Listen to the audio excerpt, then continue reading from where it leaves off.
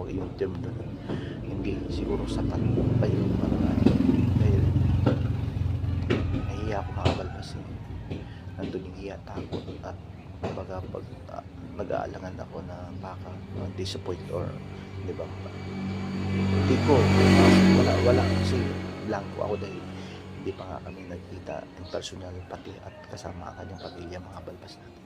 So doon medyo talaga halo po ang aking naramdaman. Kaya nung time na dapat nga na-vlog ko yun pero hindi ko intention at hindi ko na talaga, hindi na importante sa akin na may vlog or ma-video ko yung time na sana dapat yun yung pagkakataon para di ba makita namin, or ang sa akin lang ay nandun ako at sabik at talagang yung pananabik mabalbas natin ay nandun bilang isang ama, kung sino man at wala talagang sa akin kasi ever since talagang sobrang ang aking naramdaman halo, no? Sobrang halo ang aking naramdaman dito. Kaya una, mensahe ko sa na hindi naman or hindi man sapat yung pasasalamat, hindi siguro or hindi man sapat para sa iyo yung humingi ako ng sorry, pasensya, napakawala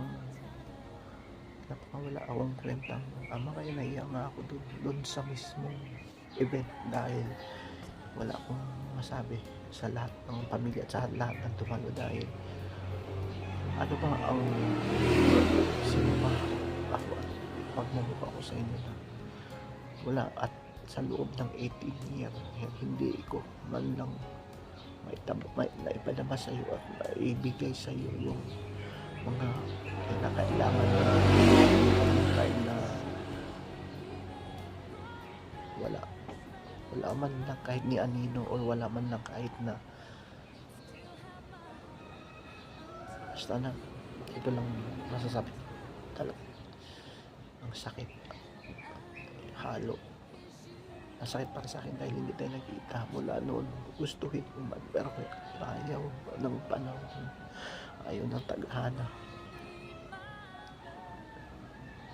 Kaya nung nagkita nga tayo ng personal, gusto ko maiyak pero wala akong karapatan. Yun yung feeling ko wala akong karapatan bilang isang panganay ko dito. Happy golden birthday, no? So yun lang po.